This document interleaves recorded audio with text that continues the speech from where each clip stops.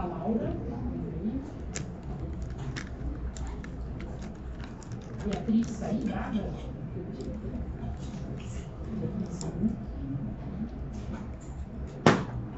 Caetano. Aqui.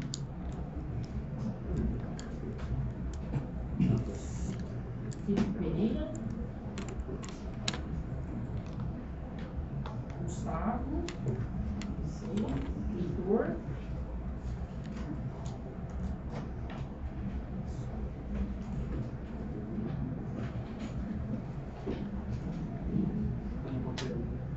Pessoal, boa tarde. Boa tarde. Para a gente começar a ver as lâminas, que são 4 para serem estudadas, eu vou começar primeiro finalizando o neurônio, né, porque é uma das células desse tecido. A gente não finalizou ainda a respeito de neurônio, sobre neurônio, por exemplo, classificação. E depois a gente vai passar para as células da glia. Uma vez conhecendo, então, os neurônios e a glia, a gente pode ver a primeira lâmina. Tudo bem até aqui? Então vamos lá. Quando a gente fala em neurônio, a gente consegue classificar esse neurônio baseado no número de prolongamentos. E eu vou começar com a imagem da direita para a esquerda, na verdade considerando os neurônios mais numerosos do nosso corpo, né? O tipo mais numeroso é o chamado neurônio multipolar. Reparem que eles apresentam vários dendritos, e os dendritos estão em azul, e sempre um único axônio. O que representa essas setinhas? Geralmente o dendrito recebe o estímulo e o axônio manda esse estímulo para a parte central. Ou o contrário, né? Se esse corpo morar num gânglio ou na parte central, ou for um neurônio diferente, ele vai levar esse estímulo para um outro neurônio, para uma glândula, um órgão, assim por diante. A resposta já é elaborada. Então, a maioria dos nossos neurônios é multipolar. Tudo bem até aqui? E aí nós temos essa informação. Todos os neurônios motores ou referentes, que a gente vai falar já da próxima classificação, e os interneurônios, que são neurônios de associação, ou internucleares, que é outro nome que eles recebem, eles moram, no caso dos interneurônios, na parte central. Não tem nenhum interneurônio fora. O neurônio motor ele pode morar o corpo na parte central ou o corpo no gânglio. E a gente vai ver isso aí mais pra frente. Mas a maioria é multipolar. Então, esses dois tipos de neurônios são os mais conhecidos. E a gente vai voltar a falar deles. Tudo bem até aqui? O segundo tipo é esse que eu vou voltando agora para a esquerda. É aquele que do corpo celular parte um dendrito e um axônio. Pessoal, se vocês quiserem tirar o jaleco, pode tirar. Por isso que ele é chamado de bipolar. Dá para entender isso. Tem dois prolongamentos. Um que é dendrito, que é o azul, e o outro que é o axônio. Tudo bem até aí? E as setinhas de novo mostram. Geralmente o dendrito recebe a informação e o axônio vai transmitir isso para a parte central, para levar esse estímulo, né? Tá. Onde nós encontramos os neurônios bipolares? No chamado sistema sensorial. Quando a gente estiver estudando retina, olho, né? A gente faz parte dele. Orelha, onde a gente tem a cóclea associada com a audição. O vestíbulo ou área vestibular associado com o equilíbrio, né? Que a gente vai ver. Nesses dois locais, mais a mucosa olfatória, que vocês já conhecem, o teto de cada cavidade nasal, mais os calículos gustatórios presentes nas papilas linguais, não em todas, né? Todos esses locais vão apresentar neurônios bipolares. Eu sempre falei, né? O neurônio vai ser sempre maior, o neurônio mora aí no tipo bipolar. Não sei se vocês lembram, né? Tá. Então ele está restrito a esse sistema sensorial. A gente viu só mucosa olfatória e calículo gustatório. O outro tipo de neurônio é o pseudobipolar. E olha a informação agora. Eu só tenho um axônio saindo do corpo e ele se divide em dois ramos. Um ramo vai funcionar como dendrito. Funcionar em que sentido? Receber o estímulo. E o outro vai funcionar como axônio, transmitir esse estímulo. Olha a informação. Todos os neurônios pseudobipolares moram no gânglio da raiz dorsal da medula espinal. Gânglio é um conjunto de corpo de neurônio fora da parte central. Né? Então, esses neurônios moram nesse gânglio, chamado de gânglio espinal. A gente não fala mais espinhal, né? ou gânglio da raiz dorsal da medula espinal. Gânglios a gente vai ver na próxima aula. Então, nós temos aí, mostrando que os neurônios pseudo-unipolares moram nessa região, né, nesse local. E nós temos esse que só tem um representante, né, raríssimo no ser humano, mas pode ser encontrado em outros animais, que é o unipolar, que é lindo o pseudo-unipolar. Só que qual é a diferença? O axônio não se divide em dois ramos, né? E o local que a gente vai encontrar no ser humano é o núcleo mesencefálico do nervo trigêmeo. O que é um núcleo? O núcleo é um conjunto de corpo de neurônio dentro da parte central. A gente vai discutir isso também. Tudo bem até aqui? Então nós temos, quanto à morfologia, 4 tipos de neurônios. Espera aí só um minutinho. Como esse é mais raro, às vezes os livros textos não trazem a informação desse unipolar e só falam em pseudo-unipolar, bipolar e multipolar. Pois não. Então qualquer acesso ao meio externo do corpo vai ter um neurônio bipolar, vestíbulo, né? Um vestíbulo vaginal, vestíbulo... Esse vestíbulo ali é a área vestibular da orelha. Ah, tá. Os canais semicirculares. Não tem nada a ver com isso que você está falando, ok? Tudo bem? A orelha ela tem a parte da audição, que é a cóclea, e a parte da área vestibular, que é os núcleos semicirculares, que a gente vai discutir, que tem que estar associados com equilíbrio. Na verdade, movimentação retilínea, quando a gente está no carro, o carro sai, a sua cabeça vai para trás. Então, essa movimentação para frente e para trás, ou para a direita e para a esquerda, é um neurônio bipolar que faz isso, que você vai aprender. Ou rotacional. Então, por exemplo, a pessoa que tem problema nisso, ela tem labirintite, ou labirinto, essa área vestibular. Ok? Não tem nada a ver com isso aí que você está falando. Posso seguir? Essa é a representação de cores que eu não tenho. O azul é dendrito e o vermelho é axônio. Então, o pseudo-unipolar eu considero tudo axônio. Considera não, é axônio. É axônio. Ele só tem um axônio. Como o unipolar só tem um axônio. Mesmo o axônio. Sim. Tudo bem? Não é conibastonete, tá? Porque isso aqui não é, se a gente for pensar em células que estão lá na retina, não tem nada a ver. Eu não sei te falar que isso aqui é bem raro. É uma especialização da membrana dessa célula, desse neurônio específica. Quem olha acha que isso aí é conibastonete. Conibastonete não é neurônio, ok? Não sei se você pensou nisso. Mas ali no pseudo-unipolar não tem um padrão, né? O estilo ele segue só um caminho. Só um caminho. Não, não consegue. A gente vai falar já do arco reflexo simples, ele participa. Tudo bem até aqui? Tá. Uma outra classificação vai ser quanto à função desempenhada por esse neurônio. Na verdade, mais baseado no seu prolongamento. Vamos ver do que se trata. Esse neurônio aqui, vocês já conhecem agora morfologicamente a classificação. É aquele cujo corpo celular dele parte um único prolongamento e ele se divide em dois. Morfologicamente, como que eu chamo esse neurônio? Pseudo-unipolar. E reparem aí, um axônio, uma parte do axônio, vai para, por exemplo, o corpúsculo de Meissner. Onde que mora o corpúsculo de Meissner? Na papila dérmica, de uma pele delgada ou espessa. Tudo bem? Basicamente, esse receptor sensorial serve para tato. Quando o tato é fino, aí o vaporpatinho é um tato mais grosseiro. A gente já viu rapidamente isso. Então, a terminação desse axônio, quando o neurônio pseudo-unipolar se divide em dois, vai fazer parte lá do corpúsculo de Meissner. Tudo bem até aqui? E a outra parte vai para a parte central do mesmo axônio. Então, ele vai receber um estímulo, por exemplo, um pernilongo pousando, esse é um estímulo que rapidamente é conduzido para a parte central, e a resposta é: tem alguma coisa aí pousando na pele, que é um tato fino, né? Então, esse axônio, que é único, que se divide em dois, ele vai fazer isso, receber essa mensagem na periferia, na parte mais externa, vamos falar assim, no escudo externo, e enviar essa mensagem para a parte central. Todos esses neurônios pseudo-unipolares moram no gânglio da raiz dorsal, como eu já tinha falado. Só que agora a classificação dele é outra, não é mais morfológica, eu só estou reivindicando a outra classificação.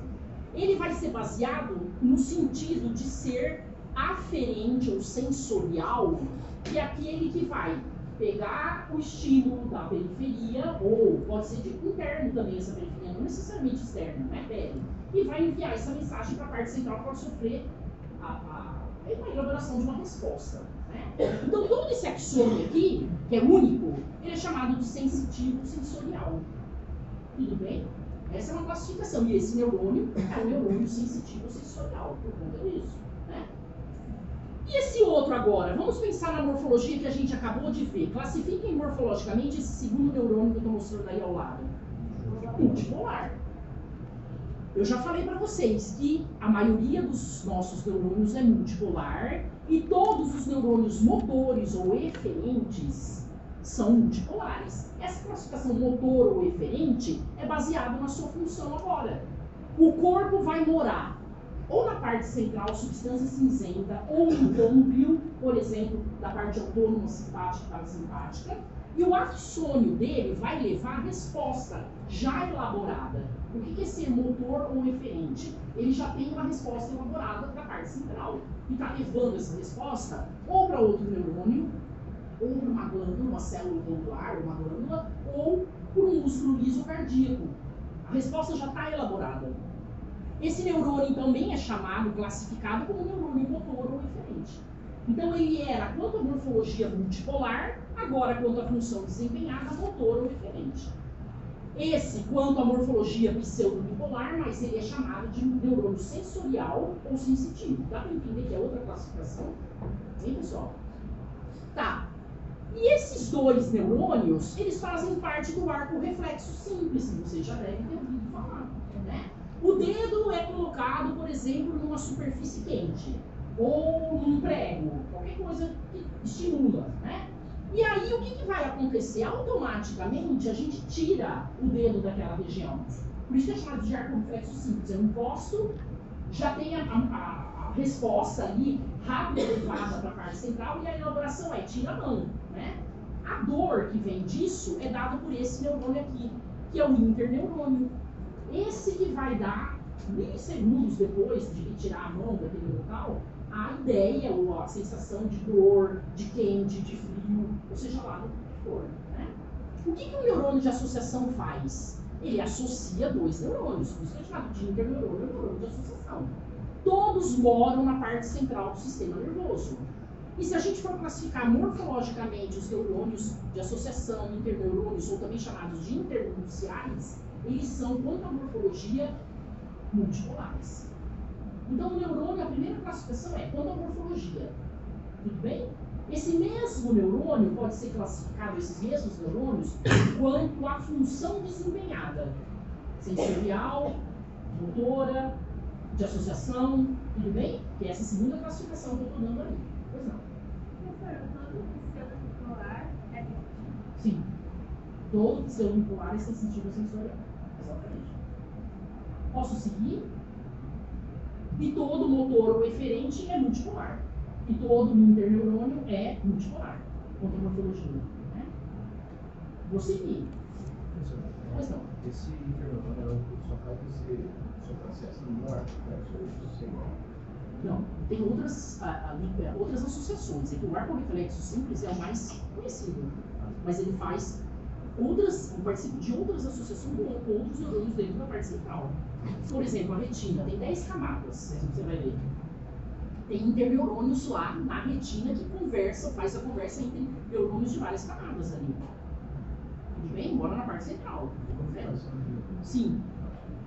Na verdade, a retina a sensível, né? Quando a gente fala retina, vocês vão ver que retina e orelha interna são extensões do sistema nervoso.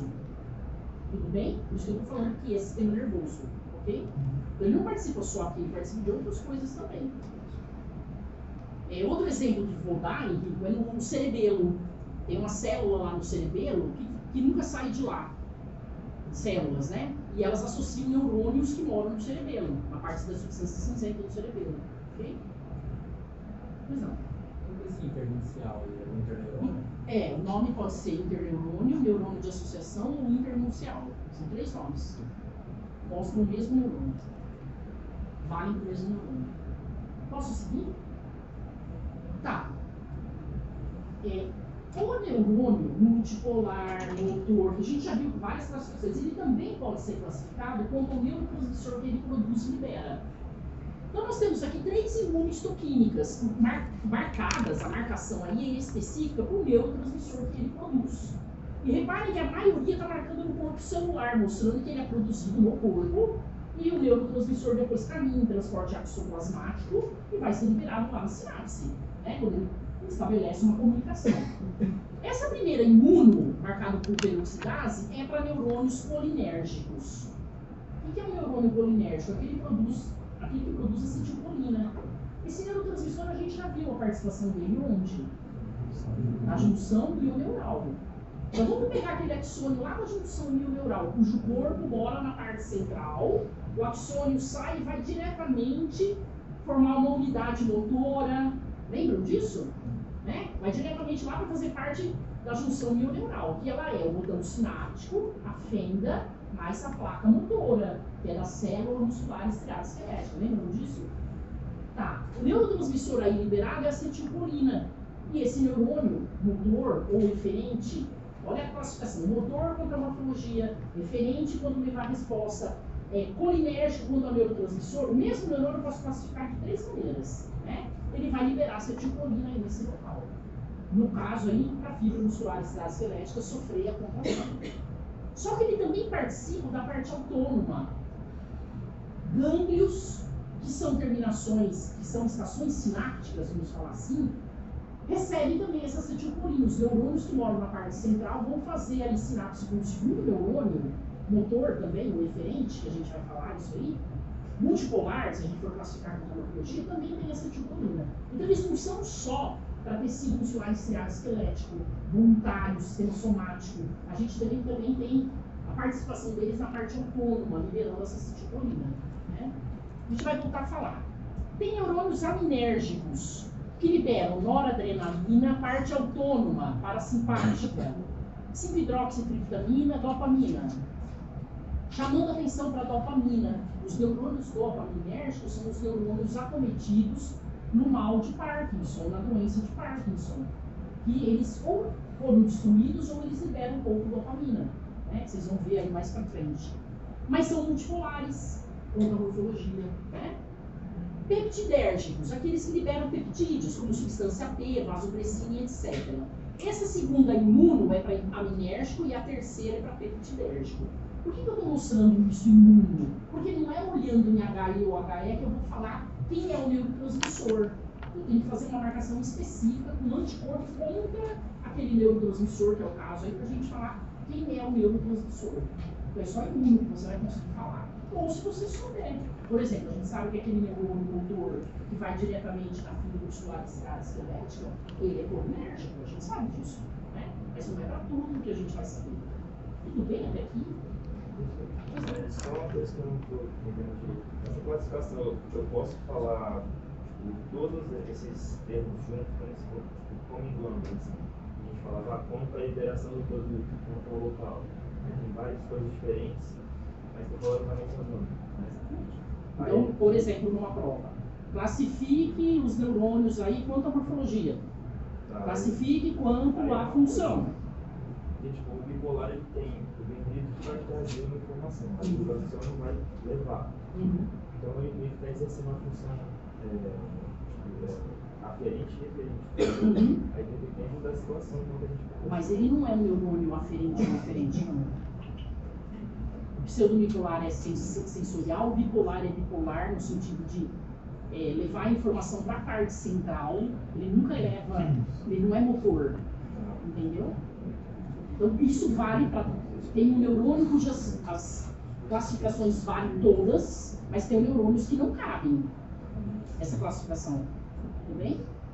Mas é mais ou menos que nem glândula assim, você pode classificar o mesmo neurônio de várias maneiras. Okay? Por exemplo, vamos pegar esse neurônio que inerva, claro que faz parte de um nervo, esse axônio, a fibra muscular estriada esquelética, sai lá da parte central, tudo bem? Quanto à morfologia, multipolar. Quanto à função desempenhada, eferente ou motor. Quanto ao mediador químico ou neurotransmissor, colinérgico. Para eles vale todas, mas tem neurônio que não. Ok? Então pode chamar o colégio sensitivo? Pode. Ele é sensitivo ou sensorial. Pode. Posso seguir? Vou seguir. Essas tabelas aparecem em livros. Não é que eu queira que vocês decorem tabela, longe disso. Só para vocês verem que, por exemplo, ele está mostrando a acetilcolina. Quem são os receptores? Isso aqui vocês vão ver muito na farmácia, porque o receptor, normalmente drogas atuam sobre receptores, né? Para esse neurotransmissor. Então tem os muscarínicos, os nicotínicos, vocês vão aprender isso lá na farmácia, que é o mecanismo de ação de drogas, né? E nós temos aqui o papel funcional da acetilcolina. A gente sabe, por exemplo, que ela faz parte aí de uma junção neuronal, mas também faz parte da parte autônoma, simpática ou parasimpática. Geralmente ele é excitatório. Então nós temos mais ainda uma história de neurotransmissor excitatório e inibitório, né? O que é ser um neurotransmissor excitatório? Fazer a mudança da polarização da membrana, da sódio e potássio. Então uma membrana que tinha mais ou menos um potencial de menos 70 milivolts, ela passa a ter um potencial quase zero, menos negativo. O que é um neurotransmissor inibitório? Hiperpolariza a membrana. Então tem também essa outra história, vocês vão ver, né? Geralmente a acetilcolina é excitatória, geralmente, né?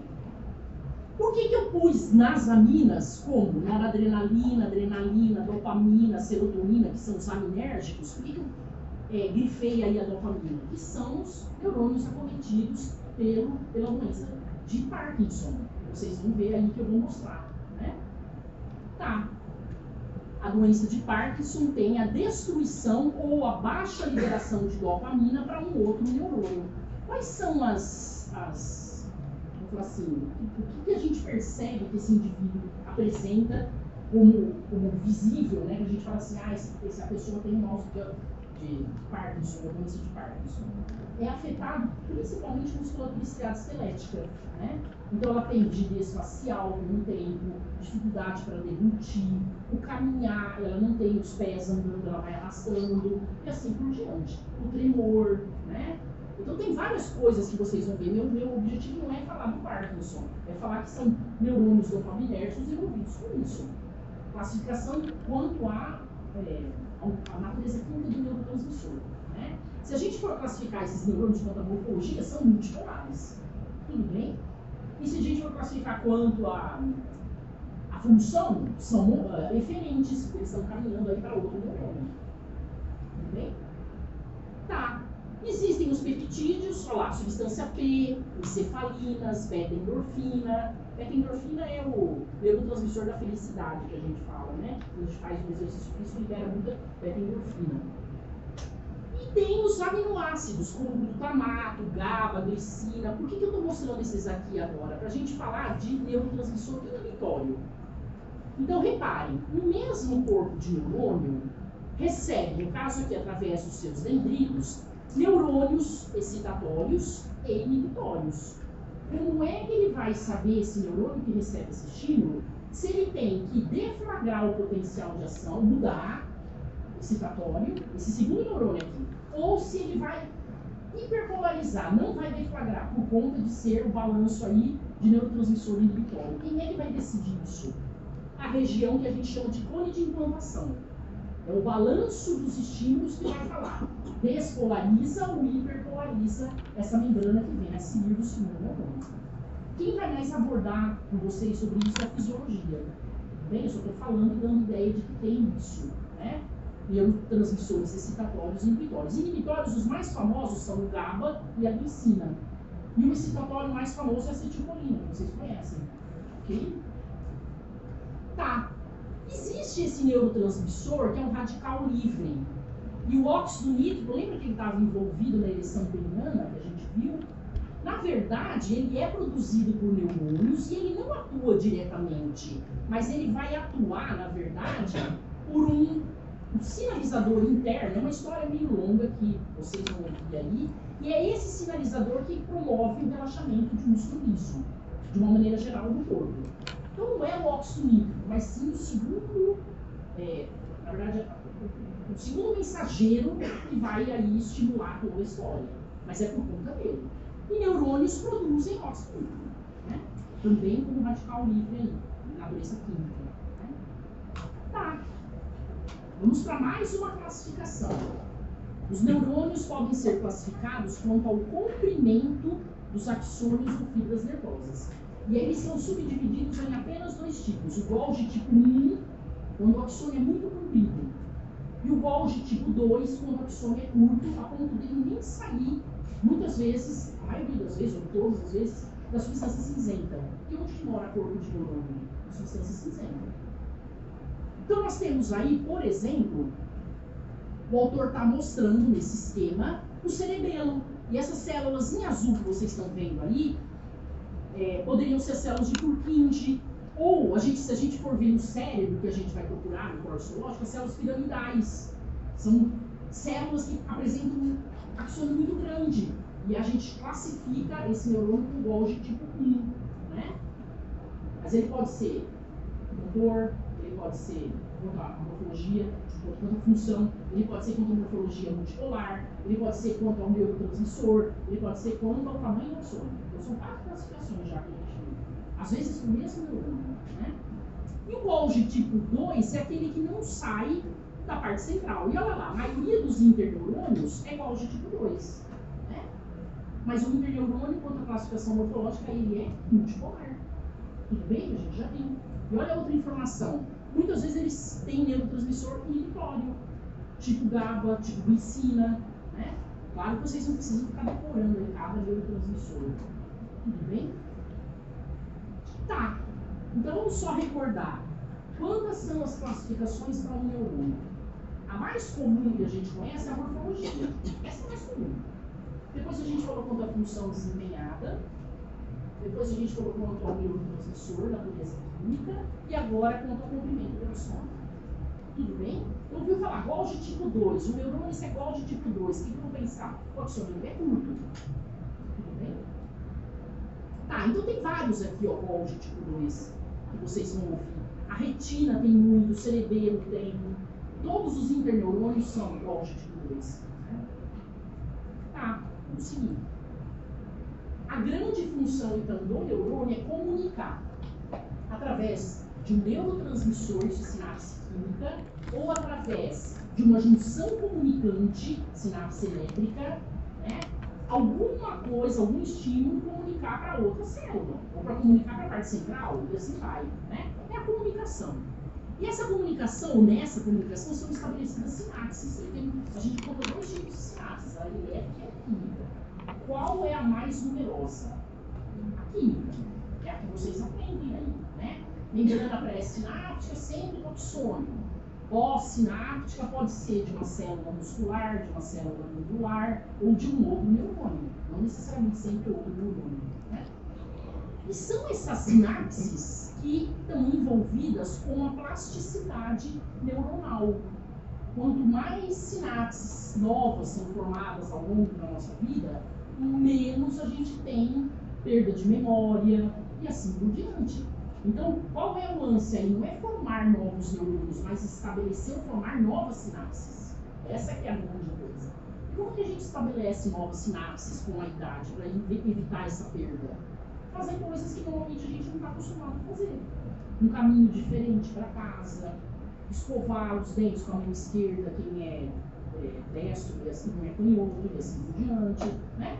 Pentear o cabelo com a outra mão, às vezes andar de costas, né? Fazer uma língua, né? Aprender uma língua nova, que mais? Tem várias coisas. Bordar, né? E assim vai. Quanto mais a gente estimular, mais novas sinapses são formadas e menos perda de memória a gente vai ter com o tempo. Tudo bem até aqui? Vamos seguir. A comunicação pode ser com outro neurônio, uma célula muscular ou com uma célula glandular.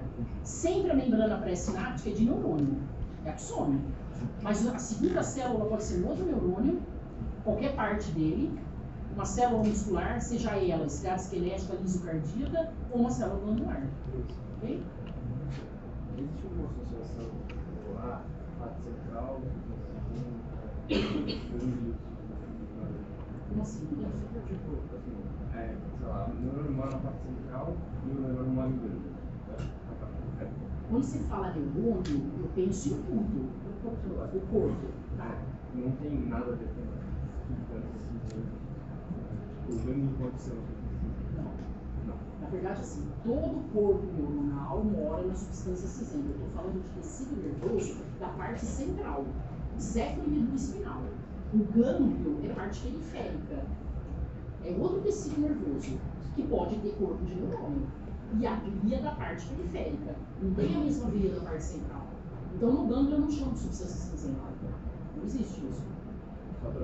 Só para a parte central. As duas organizações de parte central são substância cinzenta. Okay? Posso seguir? Tá. Só um exemplo de sinapses eletroquímica. Essa é a mais comum que vocês sabem, né? Tem que ter um receptor na membrana pós-sináptica. O que está em cinza aí pode ser um outro neurônio, uma célula muscular, uma célula glandular, mas ele tem que ter receptor com o neurotransmissor, né? E a elétrica é, na verdade, a união, na verdade, a comunicação entre duas membranas, através de uma molécula de adesão. Como que eu chamo essa molécula de adesão? Vocês lembram? Conexinas. São 6 conexinas de uma membrana, 6 conexinas da outra, formando um tubo, né? Por onde o estímulo vai passar. Essa é a junção comunicante, né? A mesma história aí para mostrar agora a sinapse química e elétrica, mostrando em detalhe aí as conexinas associadas de uma membrana e de outra. E essas são as menos comuns, né? As sinapses elétricas que nós temos são confinadas à parte central. A maioria, né? Todas. Agora, a maioria das sinapses é química, né? Periférica e na parte central também. Só para mostrar a química que vocês conhecem e a importância de ter cálcio. O cálcio é que promove aí a participação, né, das vesículas sinápticas para elas se funcionarem na membrana. Eu vou mostrar agora que, na verdade, as vesículas contendo neurotransmissores, que estão aí representadas pelas bolinhas em azul, elas não estão jogadas nesse campo sináptico. Tem toda uma organização de esqueleto aí. Muitas estão suspensas, elas não estão fusionadas na membrana. Para elas poderem ser as vesículas que vão liberar o neurotransmissor, eu tenho que ter entrada de cálcio. Na verdade, proteínas que transportam cálcio. Que pode ser um transportador só de cálcio, ou pode ser aquele que faz a troca, transporte antiporte ou importe, vocês lembram disso? Depende. Com outra coisa, no antiporte, né? Entra o cálcio e sai outra coisa, né? Tá, o cálcio tem que estar envolvido aí. Mais mitocôndria fornecendo ATP, por isso que no transporte axoplasmático a gente tem mitocôndrias, né? E senão não tem a liberação do neurotransmissor, que é uma exocitose. E aí o neurotransmissor cai na fenda e vai se unir ao receptor da membrana seguinte, que pode ser de uma célula muscular, de uma célula glandular ou de um outro neurônio, como a gente já tinha visto, né? Só para vocês olharem uma microscopia eletrônica de uma sinapse química, eu tenho uma célula, que pode ser um outro neurônio, o axônio, o dendrito, o corpo, enfim, outra célula, e aqui eu sempre sei que é a primeira célula, o primeiro neurônio. A sinapse inicial tem que partir de um neurônio. Isso aqui é um botão sináptico. Como é que eu sei que é? Porque eu estou vendo as vesículas contendo neurotransmissores e estou vendo mitocôndria, né? Repare no tamanho das vesículas e na eletrodensidade das mesmas. Que foi aquilo que eu falei. Um botão sináptico tem várias vesículas, sendo que dentro de cada uma eu tenho um neurotransmissor. Então, qual é a informação aqui que o autor está mostrando?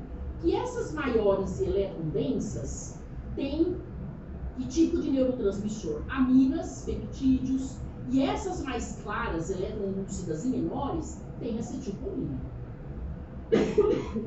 Jamais eu vou pôr isso numa prova e perguntar quem é quem.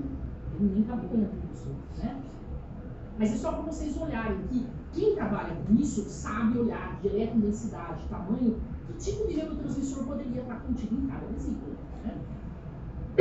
Então vocês têm que saber pelo menos isso, que dentro de uma vesícula é só um neurotransmissor, mas um botão tem vários tipos, né? Esse neurotransmissor que mora aqui dentro, além da natureza química, ele pode ser excitatório ou inibitório, que a gente já viu. Tudo bem? Então o botão pode liberar neurotransmissor excitatório ou inibitório, né? Tá, vamos seguir. Como que isso é? Pois não. Aquela faixa muito fina ali seria a fenda sináptica. Isso aqui é a fenda sináptica, exatamente. Como que isso é, se a gente pudesse olhar as proteínas envolvidas com esse arranjo dessas vesículas dentro de um botão sináptico. Então, reparem, isso aqui é a vesícula sináptica. Elas têm proteínas que estão associadas ao citoesqueleto, por exemplo, o microtúbulo, né, que está ali no final, ou a quitina da região cortical, que tem elementos, proteínas motoras, enfim, aquele citoesqueleto do transporte exoplasmático. Tem proteínas do gatilho. O que é isso? Proteínas envolvidas na fusão dessa célula e liberação do neurotransmissor. Tem proteínas, olha lá, que tem um envolvimento com fusão. Isso é da vesícula, mas também tem proteína da membrana da célula seguinte. Da membrana pré-sináptica aí, né? E a célula seguinte vai ter um receptor. Então, reparem, tem proteínas na vesícula, tem proteínas na membrana que vão se interagir para liberar o neurotransmissor. Olha agora esse complexo, só para vocês olharem, não precisa guardar nome. O que ele vai fazer aí? Ora ele aumenta a quantidade de neurotransmissor que é liberado, ora ele diminui esse canal onde ele é liberado. Então tem toda uma história aí, não é ao acaso que eles estão ali, jogados que eles estão ali. Eu quero que vocês tenham essa imagem, né? Tem pesquisador que trabalha só com um tipo de proteína a vida inteira de um botão sináptico, ou de uma vesícula, ou o teste que faz abrir mais, liberar mais neurotransmissor ou não, e assim por diante, né? Então, só para vocês terem uma ideia de como seria essa região aí, em termos de proteína. Para fusionar e liberar o neurotransmissor, gatilho para fazer a liberação. E a difusão? E a difusão? Para fundir uma membrana com a outra, da vesícula com a membrana pré-sináptica. O gatilho é para disparar, e a fusão é para grudar essa membrana. É. Mas você não precisa guardar isso, tá? Estou mostrando como que seria aí. Bem? Vamos olhar agora as sinapses. Qual que é a mais comum que vocês conhecem? A sinapse que existe entre quem, pensando em neurônio, quem é a membrana pré-sináptica? De um axônio. E quem é a pós-sináptica? Um dendrito. Normalmente a gente aprende isso. E essa sinapse chamada de axodendrítica é a mais comum. Só que não existe só ela. Vamos olhar. A axodendrítica é a mais comum, que é esse tipo aqui, ó. Vamos olhar essa axossecretória, onde um axônio termina no vaso sanguíneo. A axoaxônica, onde um axônio faz sinapse com outro axônio. A axoextracelular, onde um axônio libera neurotransmissor para a matriz extracelular. A axossomática, axônio com corpo, soma. Axossináptica, um axônio liberando uma sinapse. Então tem pelo menos 6 tipos de sinapses, se a gente fosse olhar e classificar. Preciso guardar isso? Claro que não. Reparem que não é só a axodendrítica. Uma que a gente vai falar e usar muito na aula de sistema endócrino é essa axossecretória. Eu só quero mostrar para vocês como é que ela funciona, que não é novidade, eu acho, porque a gente acabou falando alguma coisa. Lembra que eu falei de neurohipófise? Que a neurohipófise ela não produzia nenhum hormônio, porque na verdade ela libera 2 hormônios. Alguém lembra? Ocitocina e a DH, a antiga vasopressina, né? Ela não libera, ela não produz, ela só acumula e libera isso, ok? Libera onde? No capilar sanguíneo que mora aqui. Quem é que produz o ADH e a ocitocina?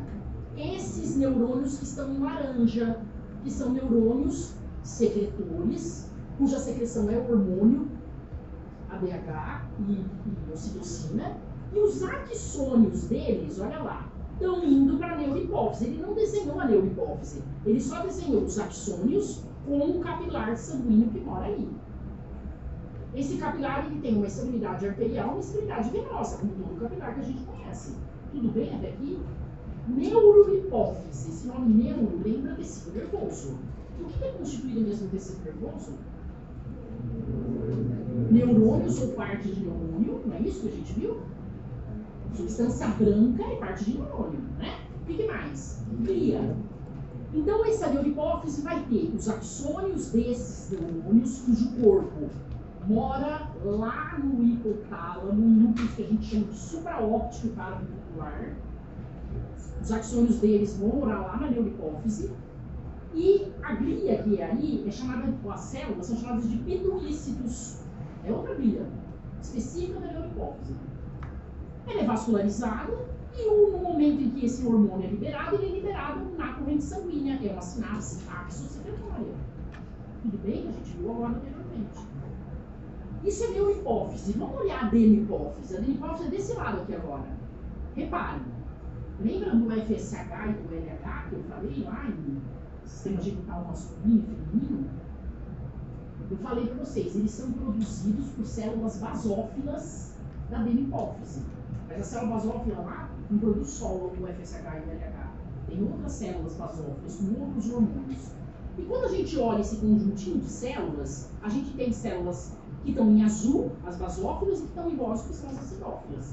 No adenihipófise tem dois tipos de células, as basófilas e as acidófilas, vocês vão aprender. E uma basófila produz o FSH e o LH. Mas como que ela produz? Ela produz sob o estímulo do fator de liberação das gonadotrofinas. Eu mostrei para vocês também lá, vindo do hipotálamo. E aí ele está representado agora por esses neurônios hipotalâmicos, que vão liberar esses fatores numa primeira rede de capilar. E essa rede de capilar, sinapse axo-secretória, né? Essa primeira rede de capilar vai se unir os capilares a uma veia, que de novo se abre numa segunda rede de capilar. Como que eu chamo isso? Sistema porta. Então, na adenihipófise, a gente tem um sistema porta. E porta venoso, porque o que está aí entre duas redes de capilares é uma veia, a veia porta, hipofisária, que a gente vai ver. Esses fatores, então, caem na primeira rede, caminham para a veia e vão estimular a célula basófila a liberar o FSH e o LH. A sinapse aqui também é axo-secretória. Então, os maiores exemplos que a gente tem dessa primeira sinapse aqui, ó, é na hipófise, que a gente vai ver na aula de sistema endócrino. As outras, a gente vai acabar falando, porque vocês acabam vendo várias sinapse axodendrítica, axoaxônica, isso aí é mais sistema nervoso, né? Mas essa aqui também é meio diferente. Essa aqui a gente vai falar na próxima aula muito dessa sinapse. Tudo bem? Você fala também do crescimento do axônio ou é do Qual é a diferença de axônio para telomero? Eu já falei. Mas daí você fala que é o telomero? Não, você fala que é do botão sináptico. Na ponta de cada ramificação do telomero você tem um botão sináptico. E no botão você tem as vesículas contendo neurotransmissores. Então isso que eu mostrei aqui, ó, é o botão sináptico, que faz parte do telomero, que é a ramificação do axônio.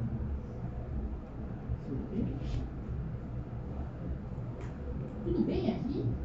Nessa sinapse? Alguma dúvida? Tá. Vamos olhar agora uma outra situação. Quando um neurônio é lesionado, ele morre? Depende. Se a lesão for no corpo, sim. Se for num dendrito, ele se restabelece. Se for no axônio, ele pode se restabelecer também, mas é mais difícil. Por quê? Porque os axônios vão fazer parte de que estrutura? Conjunto de axônios ou fibras nervosas? Nervo. E no nervo, a maioria é mista. Eu tenho axônios eferentes ou motores e aferentes ou sensitivos. Como a maioria é mista, fica difícil aquele axônio encontrar exatamente o local onde ele nervava, né? Mas tem chance de ter restabelecimento. Tudo bem? Então é isso que eu quero mostrar. Está sendo mostrado aqui só um axônio de um neurônio, mas imaginem esse axônio morando dentro de um nervo. Eu tenho fibras aferentes e eferentes. E qual é esse axônio? Eferente ou aferente? Onde ele está terminando? No músculo. Então ele é um neurônio multipolar. Quanto à função? Motor ou eferente, quanto a natureza química do neurotransmissor, isso é músculo estriado esquelético. Colinérgico, quanto ao Golgi, ele é tipo 1 ou tipo 2? Tipo 1. Tá vendo que eu estou classificando o mesmo neurônio 4 vezes? Tudo bem? Tá. Esse aqui a gente conhece, que está inervando, fazendo parte lá da junção bioneural. Um axônio, mas pense que tem alguém que mora ali no nervo, né? Tá. De repente, esse nervo foi lesionado, e é o que ele está mostrando. Ele está mostrando um axônio. Eu perdi vários axônios aí dentro quando o nervo é lesionado, né? E aí, repare o que acontece com o músculo estriado esquelético. Ele entra em atrofia. Diminui o volume das células musculares, né? Com a ausência da inervação. O axônio que antes ligava, na verdade, os axônios, né? Sofre um que é chamado de degeneração valeriana. Por quê? Porque o indivíduo, o pesquisador que escreveu isso, deu esse nome. Continua esse nome. É o axônio que perdeu a conexão com o músculo. Perdeu. E sobrou esse pedacinho aqui. Esse pedacinho vai tentar se regenerar. Né? Ele vai poder fazer essa tentativa. E como que acontece isso? Reparem no corpo celular de um axônio que não perdeu a ligação com o músculo e desse que perdeu. O que aconteceu com o corpo? O que mudou? Cresceu. Esse crescimento é chamado de cromatólise. O que é isso? Aumenta muito o ribossomo livre aí, e ribossomo ligado ao retículo endoplasmático granular. Para que isso? Para aumentar proteínas de membrana, proteínas do citoesqueleto, da membrana do axônio, do citoesqueleto do axônio, para ele poder tentar, de novo, estabelecer um contato com o tecido muscular. Tudo bem? Por isso que tem essa história aqui, né, de aumento, hipertrofia do corpo celular. E o núcleo ele fica meio deslocado durante esse processo. Aí começa a produção aí, ou a regeneração da membrana plasmática, do citoesqueleto, né? Para tentar chegar de novo ao tecido muscular. Essa é a primeira imagem. Vamos ver essa agora que continua a história. Nós temos ó, o mesmo neurônio com o músculo, e olha como o autor nessa segunda imagem mudou o tamanho da célula muscular, que está representando essa mesma história. E a cor. Vocês conseguem ver isso? Começa no cinza bem escuro, mas depois ele fica meio claro e menor, que é exatamente a atrofia, né? Tá, perdeu, olha a tesourinha aí, cortou o axônio, e agora vai sofrer a degeneração valeriana e ele vai tentar se restabelecer. Então tem a cromatólise, a falha aqui é que ele não aumentou o corpo, né? Eu tenho aí só um problema, mas mudou a cara, né? E aí ele vai tentar. Como é que ele acha o músculo, né, nessa tentativa? Quem é a célula que fabrica o que cobre o axônio, que é a mielina, na parte periférica? Neurolemócito. Estou falando de parte periférica. Essas células, e por que é neurolemócito que o autor está mostrando aqui? Porque eu tenho ao longo de um axônio várias células, né? Cada célula dessa que tem um núcleo pavimento aqui é um neurolemócito, né? Tá. O que eles vão fazer, esses neurolemócitos? Eles se proliferam, glia prolifera, entra em mitose. E ela vai formar um túnel para direcionar esse axônio dentro desse túnel e ele poder crescer aí, que é o que a gente está vendo nessa outra imagem. Até ele se restabelecer e entrar em contato de novo com o músculo. Então é possível existir aí uma regeneração axonal. Só que a gente não pode esquecer que a gente não está falando de um axônio, a gente está falando de vários. Que moram dentro de um espaço que não são todos motores. Eu posso ter sensorial aí também.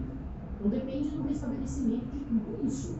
Né? Por isso que lesão de nervo não é tão fácil assim a reparação. Tudo bem? E se uma pessoa corta a perna ou corta o braço, que tem corte de nervo, o que vai acontecer? Alguém sabe? Nesse axônio. Ele vai encontrar um dia esse músculo? Não. E aí? Ele vai crescer, vai, e vai formar na ponta o que a gente chama de neuroma de amputação. Dá uma dor violenta na pessoa quando ela tem essa amputação, porque ele não consegue chegar, porque não existe mais aquele músculo, aquele nervado. Então forma uma estrutura que gera dor e que guarda a memória. A pessoa fala assim, mas eu sinto meu pé mexendo, coçando, porque tem memória isso, né? Então, aqui não está sendo mostrado, mas os livros trazem o axônio todo emaranhado e chamando essa ponta que nunca vai encontrar o seu final, né, para inverter novamente, de neuroma de implicação. Vocês podem ver isso aí. Okay? Então, aqui é só para mostrar uma reparação, uma regeneração da parte, peraí só um minutinho, da parte de tecido nervoso pensando em neurônio. Neurônio é capaz de se regenerar? É. Axônio tem corpo celular, não. Pois não, Jonas. Como é que é, Lívio?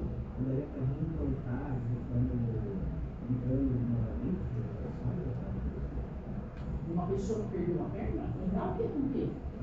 Ligar o quê? A perna cortou, mas ainda ficaria. Nunca ouvi uma pessoa que amputou uma perna ligar a perna. Você já perdeu o dedo. Depende. Se ele conseguir conservar esse dedo que está fazendo isso, ok. Mas normalmente uma pessoa que corta uma perna com diabetes, ela não vai ter tentar implantar uma perna. Depende. Se conseguir a outra parte de tentar fazer isso, ok, mas não é sempre que acontece isso, né? Tem um puto uma mente que é amputado, né? Ok? Tá. Neurônio eu finalizei. Vou começar na glia agora. Pode fazer. Esse neuromórfico que você tem de sinalizar um músculo. Não, eles vão formar um túnel para crescer. E à medida que vai crescendo, ele vai encaminhando na tentativa de chegar onde ele inervava. Sim. Essas células que você está vendo aqui, ó, são os neuronemócitos. Fazendo túnel para o axônio crescer aí. Sim. Vou seguir. Olha agora, primeira imagem. O neurônio está em amarelo, laranja. Que tipo de neurônio é morfologicamente nesse esquema? Multipolar. Sempre vai ser esse neurônio que vai mostrar, porque a maioria dos nossos neurônios é essa, quanto à morfologia. E aí, junto deles, nós temos essas células com prolongamentos. Vamos começar pela mais numerosa e que exerce mais função na parte central, porque eu estou falando de glia da parte central. É essa célula que está em verde. Reparem que os prolongamentos delas vão para o neurônio, mas também vão para vaso. Essa célula é denominada de astrócito. Uma das grandes funções dele é formar o que a gente chama de pé vascular. Então ele põe um pé dele lá no vaso, no capilar, e o outro pé no neurônio. Tudo que tiver que passar pelo neurônio vai passar primeiro por ele. Ele faz um controle do metabolismo desse neurônio.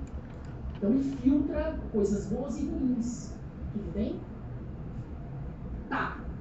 Ele tem outras funções, não é só essa. Uma outra grande função do astrócito é que qualquer célula que morre aí, a cicatriz desse tecido é por outro astrócito, ele tampa o buraco. Era isso que eu tinha, deixa eu finalizar. Então, não é colágeno. Porque quando a gente vê cicatriz é colágeno 1. Aí não tem conjuntivo propriamente dito, a não ser ao redor de vaso. Tudo bem? Então, qualquer célula que morre, um astrócito se prolifera e vai ocupar aquele espaço. É outra função, mas tem várias.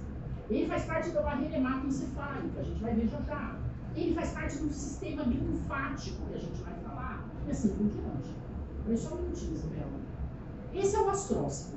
O astrócito existem dois tipos, o fibroso e o protoplasmático. Já tinha mencionado para vocês. Astrócito fibroso, fibra.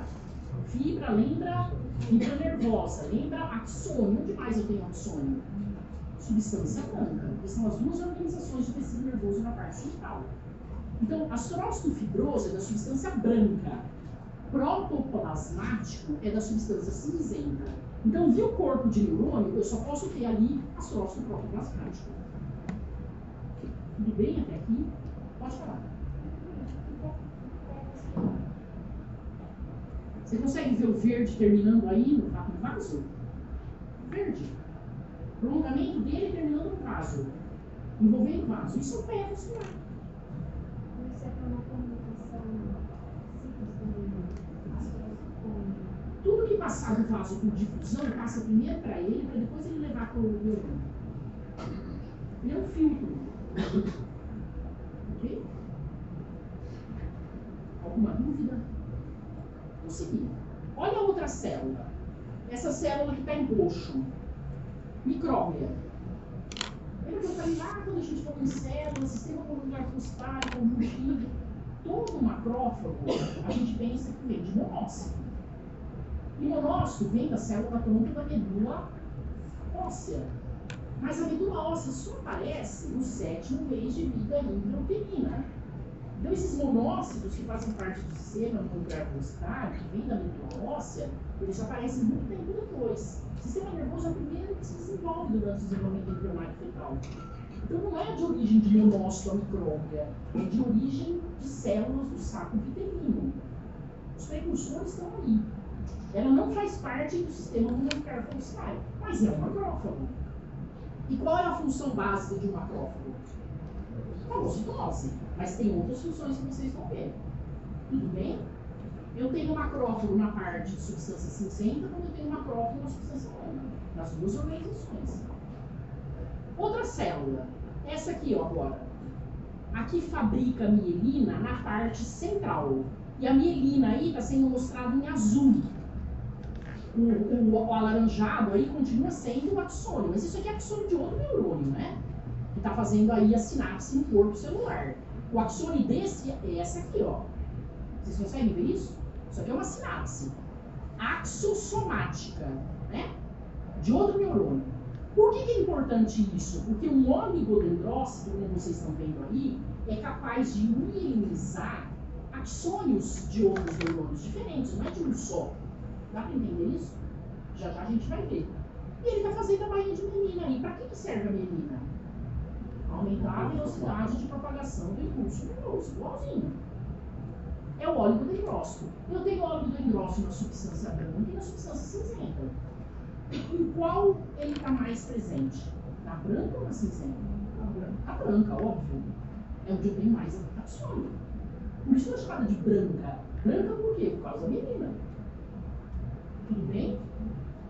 E nós temos essas células agora aqui em verde, que são células que vão fazer como função primária revestimento de espaços, buracos, no encéfalo e medula espinhal. Por exemplo, o canal central da medula. Essas células são chamadas de células ependimárias. A primeira função é essa. Mas elas podem, por exemplo, lá nos ventrículos laterais, terceiro, teto do terceiro e do quarto ventrículo, além delas fazerem esse revestimento, formar ou ser parte do que a gente chama de plexo, eu chamo de coroide. Eu sei que vocês aprendem na anatomia de corioide. Tudo bem? O que é esse plexo?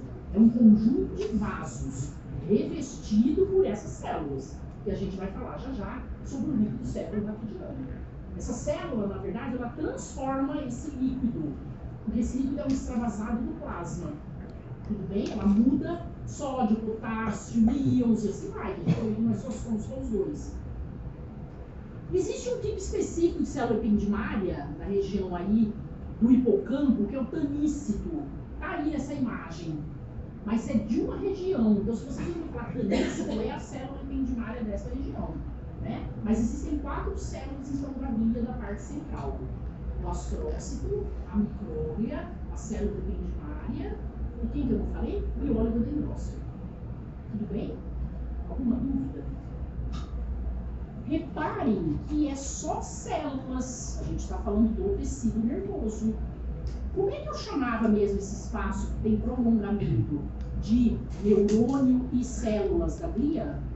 Neurópio. Exatamente. Então, o nome neurópio é uma região de prolongamentos de células na substância cinzenta. E eu posso ter sinapse aí. Essa é a definição de neurópio. Por que eu já estou adiantando isso? Porque tem muito autor que chama neurópio um gânglio. Eu não tenho corpo de neurônio, eu não tenho glia periférica, gânglio, tenho prolongamento, sinapse. Eu posso chamar tudo de neurópio? Geralmente não é chamado. A gente chama isso para a parte de substância cinzenta, a parte central. Né? Tudo bem? As células? Vamos falar um pouquinho da glia de uma maneira geral. Elas são mais numerosas que neurônios e menores em termos de tamanho. O que significa isso? Ao longo do estudo, né, desse tecido, antes eles falavam assim, as pessoas mais inteligentes são aquelas que têm mais neurônio. O homem tem mais neurônio que a mulher, então é mais inteligente. Aí depois veio a época que fala, não, o que dá a inteligência é o número de células guia. E hoje a gente sabe que não é nada disso. Não é o número de células, nem o neurônio, nem o guia que vai fazer isso. Mas sim o estabelecimento de contatos sinápticos, sinapses. Isso que é a memória, a inteligência e assim por diante. Tá. Se a glia tem capacidade proliferativa e o neurônio praticamente não, só em alguns animais e alguns tipos, os tumores de neurônio praticamente não existem. Da onde que vem os tumores de tecido nervoso? Da glia. Muitos benignos, mas muito extremamente agressivos e malignos. Glioblastoma, astrocitoma, são muito agressivos. Né? Vocês vão ver aí na patologia. E olha agora de uma maneira geral o que a glia faz. Glia significa cola, né? Lá para os neurônios. Eu costumo falar que elas são as escravas dos neurônios, porque elas vivem para eles, para esse tecido. Né? Nutrição. Nutrição em que sentido? Em que sentido? Eu acabei de falar, o pé vascular. Então, tudo que passa para o neurônio, em termos de nutrição, nutrientes, gases, vem desse vaso que primeiro tem o astrócito, depois chega no neurônio. Isso é o controle do metabolismo dele. Porque da mesma maneira que vai coisas boas, ele também produz produtos de refúgio, de coisas que precisa eliminar. E isso passa também pelo astrócito. Okay? Sustentação. Na verdade, as células da glia meio que sustentam, né, esse tecido com os seus prolongamentos. A célula que mais faz isso, desempenha essa função, é o astrócito. Então, nutrição é astrócito, sustentação é astrócito, controle do metabolismo é astrócito, cicatrização é astrócito. Basicamente, a maior parte das funções da glia é de astrócito. Né? Desenvolvimento. O que é isso que eu quero falar? Durante o desenvolvimento embrionário fetal, tem um monte de célula que vai migrar para formar órgão. Como é que o neurônio sabe que ele tem que migrar, por exemplo, para a camada de célula de Purkinje do cerebelo e ficar lá parado? Quem é que guia isso? Essa migração celular e ele parar exatamente naquela região? Vocês têm noção disso? Quem guia? Quem está envolvido com isso? Primeiro, mitocários, que as células se reconhecem. Mitocários específicos, né? Segundo, no caso do tecido nervoso, tem uma célula que a gente chama de glial embrionária, que lembra um astrócito e que ela vai ser um túnel para essas células migrarem e ocuparem os diferentes locais que nós temos. Então, o cérebro tem 6 camadas, o cerebelo tem 3 camadas de substância cinzenta por conta dessa célula glial, que está presente durante o desenvolvimento. Proteção. Proteção em que sentido? Fagocitose, por exemplo, aí já é a micróbio. Oligodendrócito, não está aí, a síntese da mielina, né, que é ele que faz. A célula ependimária, basicamente o revestimento, não está aí também, mas a maioria dessas funções aqui é tudo que é astrócito. Tudo bem até aqui? Isso é geral, a gente vai falar de cada uma. Né? Mais um pouquinho. HE ou HE mostra muito pouco, mas colorações específicas para a microscopia de luz que a gente vê mais detalhe, eu vou mostrar isso no final da aula, é sempre impregnação argêntica. Vocês vão ouvir os nomes assim. A coloração é de Carral, Del Rio Ortega, e assim vai. É tudo impregnação argêntica, prata. Outra coloração muito usada é o presil violeta para tecido nervoso. Vocês vão ouvir falar bastante mais para frente lá na patologia também. Né? E geralmente a gente sempre faz um imunistoquímico ou um imunicitoquímico para ver coisas mais específicas. Eu mostrei para vocês, neurotransmissor. Eu nunca consigo em HE ou HE ter muito detalhe, né, dessa estrutura como tudo. Vamos só então recordar a glia da parte central, do astrócito, lembrando que eu tenho 2 tipos. Mas só um minutinho, doutor. Quem são eles mesmo? Fibroso, substância branca. Protoplasmático, substância cinzenta. Tudo bem até aí? Peraí só um minutinho, doutor. E ele está mostrando aqui a principal função dele. O que é essa função aqui para o capilar? O que ele está estabelecendo aí? Pé vascular. Entendeu a lógica? A outra célula, oligodendrócito, ele fabrica mielina na parte central. Lembrando que ele pode fabricar mielina para vários axônios, não sempre para o mesmo. Micróbia, basicamente a fagocitose. E a célula ependimária, basicamente o revestimento. Tudo bem? Essa é a glia da parte central. Vamos pensar em substância branca e cinzenta. Astrócito fibroso, branca, protoplasmático, cinzenta. Oligodendrócito, nas duas. Só que onde ele está mais predominando? Na branca. Micróbia, nas duas. Substância branca e cinzenta. E a célula ependimária, onde tiver um buraco. Por exemplo, o canal central da medula vai ser revestido por célula ependimária. Tudo bem? Então ele não está solto lá, né? A substância branca e cinzenta. Depende do espaço que ele vai revestir um buraco, né? Pode falar, Heitor.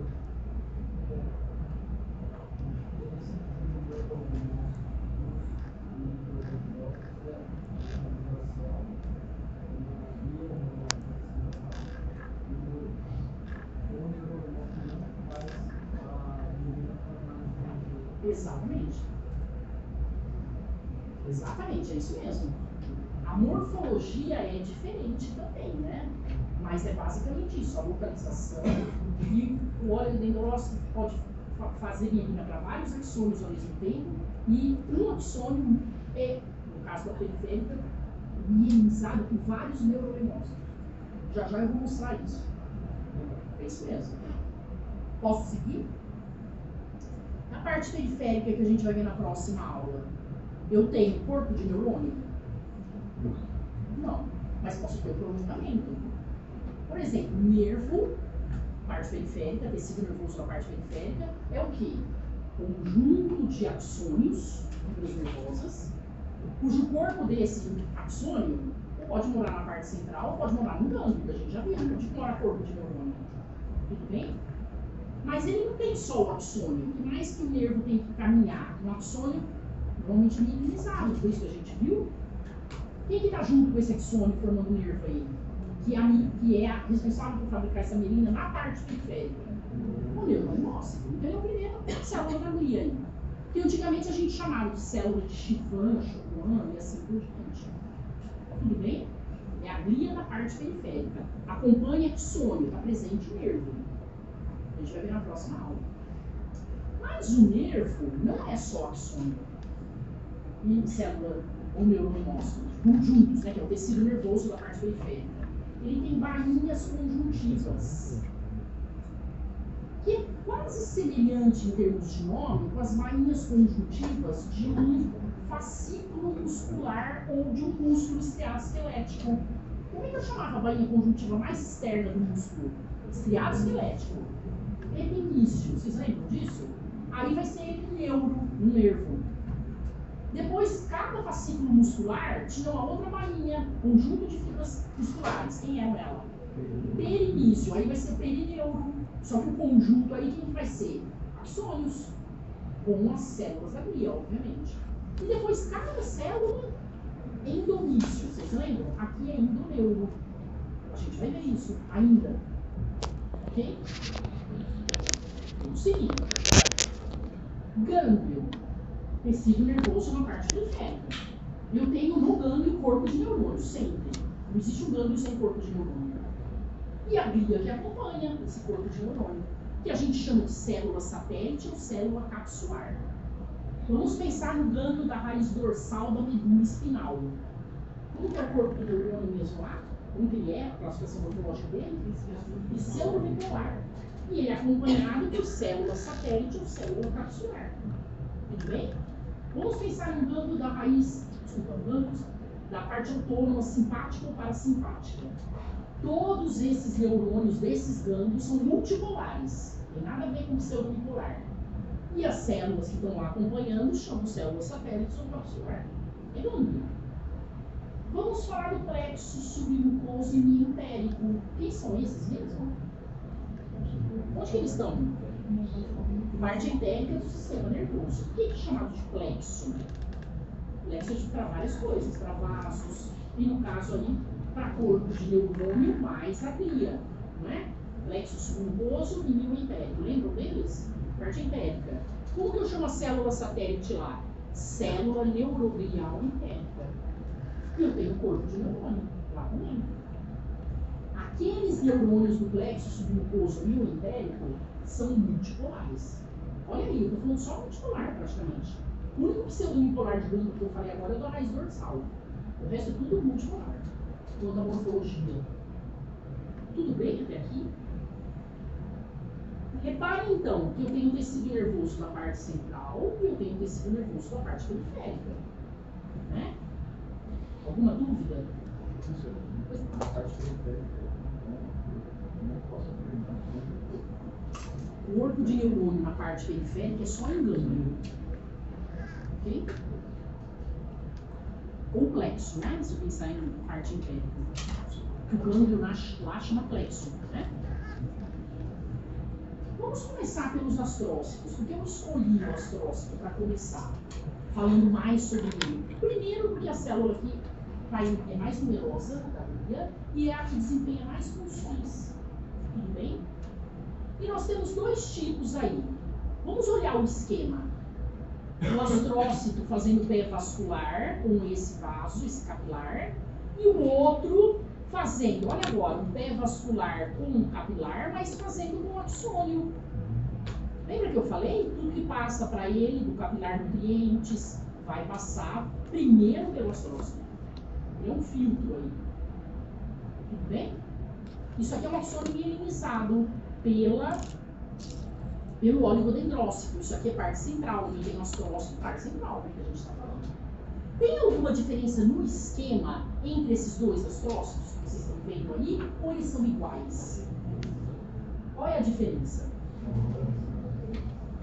Esse tem prolongamento único, não ramificado, vocês conseguem ver?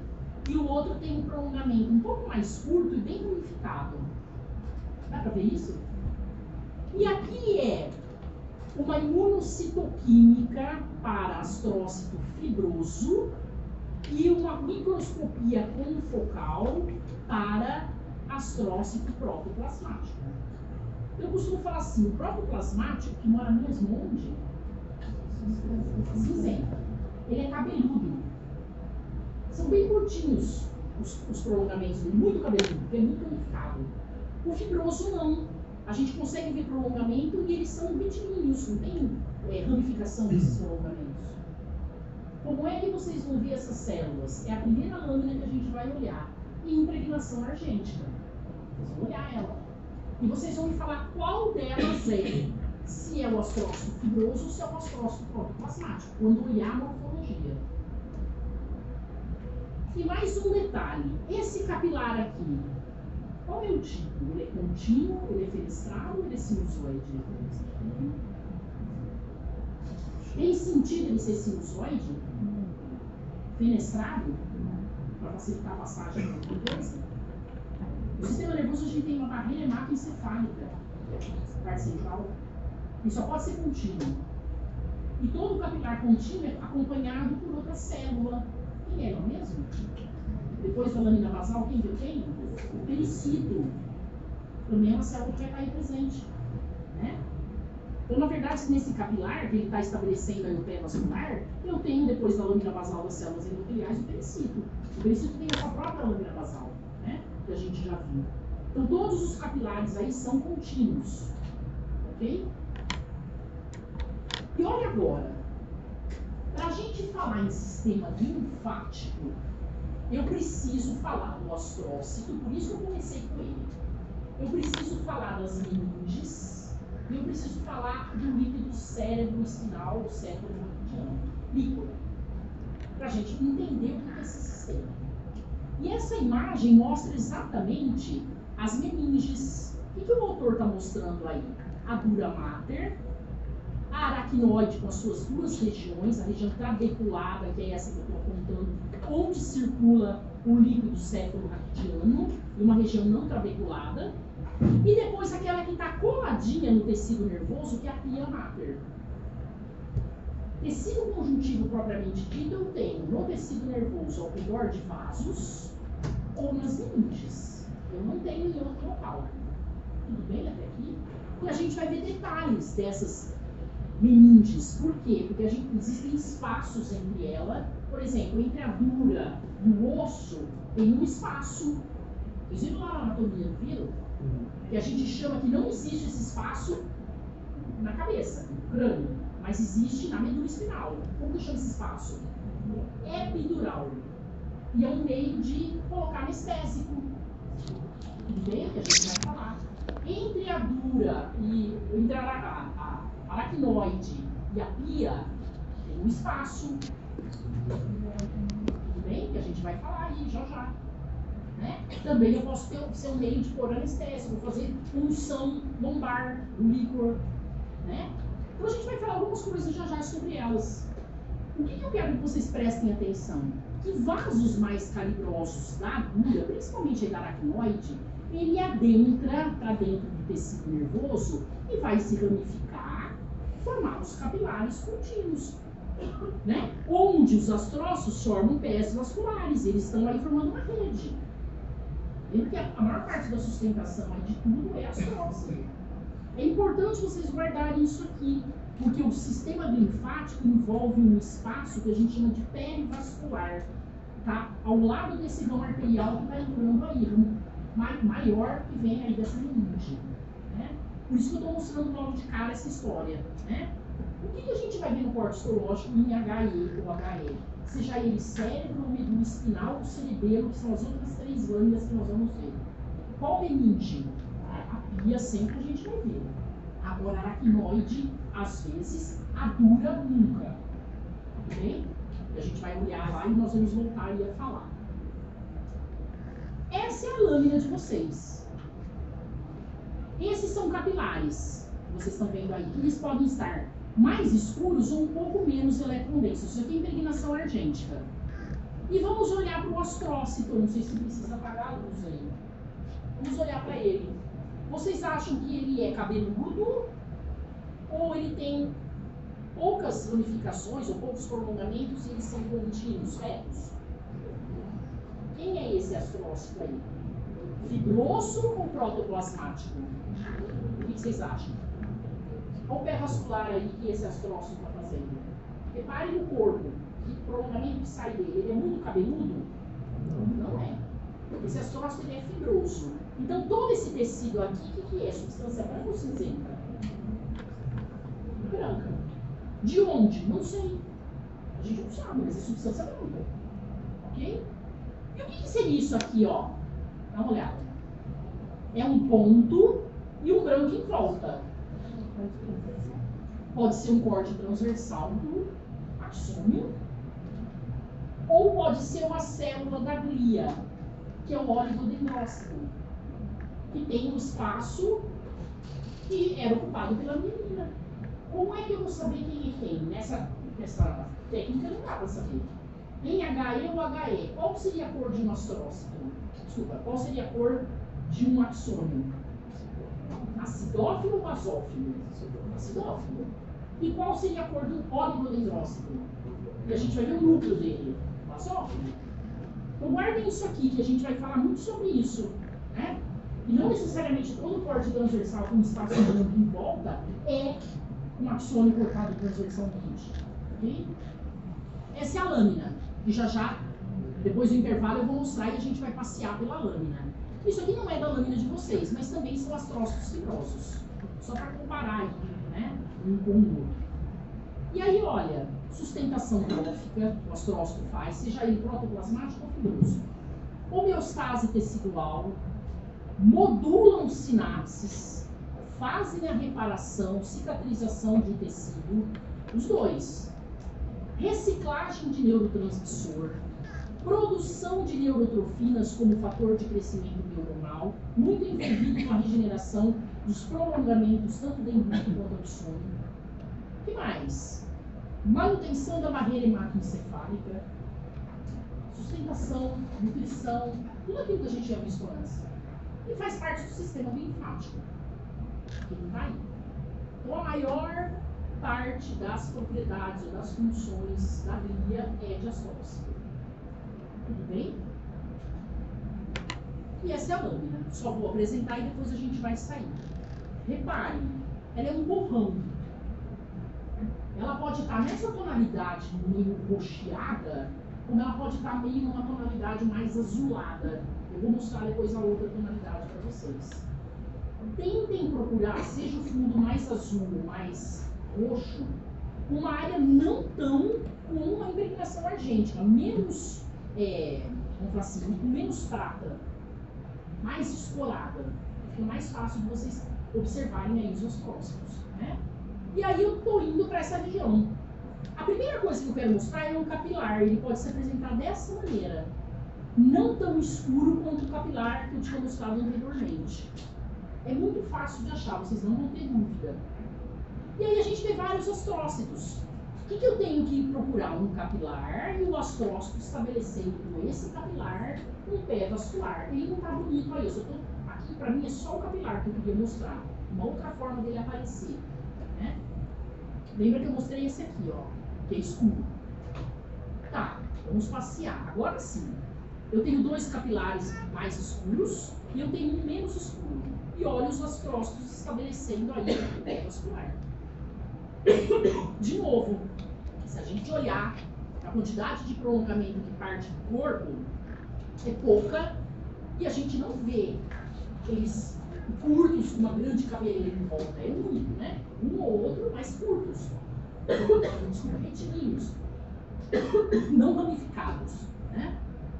O ostrócito protoplasmático teria muito mais prolongamento e bem curto. Tem várias imagens aí para vocês olharem, tanto em Atlas como na internet. Ok? Tá. O que seria esse fundo aqui, ó? Neurópilo? Isso não é substância cinzenta. Prolongamentos de células da vida, outras células, como axônios, não é? Mora aí na substância branca. Axônios e glia. Não dá pra gente falar quem é quem. E de novo tem aquela imagem que eu falei pra vocês. Será que é o corte transversal de um axônio? Ou será que isso é um óleo hidróxido? Nessa técnica não dá pra falar. Tudo bem? Pois não. Só porque é substância branca que não tem corpo de neurônio? Sim. Mas ele não podia ser uma região que tá. Uma região de substância cinzenta sem corpo de neurônio. Toda a região de substância cinzenta do corpo neurônio. Você vai ver ali sempre pelo menos. É muito corpo de neurônio para você não ver uma região. A não ser que você aumente muito a imagem, vê só aquela imagem. Mas uma pequena imagem olhando toda a lâmina, você vai ver corpo de neurônio. Não tem como. Okay? Você vai ver na sua lâmina. Olha a azulada. Eu falei que o fundo pode ser meio azulado, mais arroxeado, não tão amarronzado. Né? Em menor aumento, depois a gente vai aumentando. De novo os capilares e os astrócitos aí. Em maior aumento, né? Os capilares e eles. Então, independente de ter um fundo mais amarronzado, preto, negro ou mais azulado, vocês vão encontrar com facilidade. Não vão ter dúvida, ok? Essa é a primeira aluna. Pode falar. Professora, eu posso apontar nisso para que existem microcistos por causa da coloração? Pode existir microcistos, que são essas bolas em branco, e eles são formados quando o tecido deixa de ser assim, fixado, seguir o processamento histológico rápido, onde a gente tem bactérias anaeróbicas, porque entra em putrefação aquele tecido, e a bactéria anaeróbica vive em meio não oxigenado. Então os microcistos aparecem por conta dessas bactérias. Pode ser um? Pode. Não sei. Geralmente essas bolas são esses microcistos mesmo. Ok? Tudo bem, pessoal? Você mostrou uma imagem que tinha um astrócito interagindo com um vaso sanguíneo, do lado, um lado e um axônio do outro. Isso. Aí, no caso, o astrócito fibroso não vai? Faz sim. Os dois fazem a mesma coisa. É que esse autor mostrou dessa maneira e esse da outra. Tudo que o astrócito fibroso faz, o próprio plasmático faz. Ok? Só que um está na parte central e outro está na parte periférica. Desculpa, falei errado. Um na substância branca e outro na substância cinzenta. Falei errado. É de fato a ação? Basicamente, pode interagir com o corpo, mas basicamente é prolongamento. Bom, essa é a primeira lâmina, então, que vocês vão olhar depois junto, e aí a gente parte para a barreira hematoencefálica. E o astrócito faz parte, está em amarelo aí, desculpa, está em azul. Né? A gente vai falar dela, e aí a gente parte para falar das meninges, depois do plexo coroide, para ele falar do líquor, e aí a gente entra no sistema linfático, porque o astrócito é a principal célula desse sistema. Tudo bem? Vamos fazer um intervalo. 20 para as 3, até 3 horas no máximo. 5, 10, 15 minutos. 3.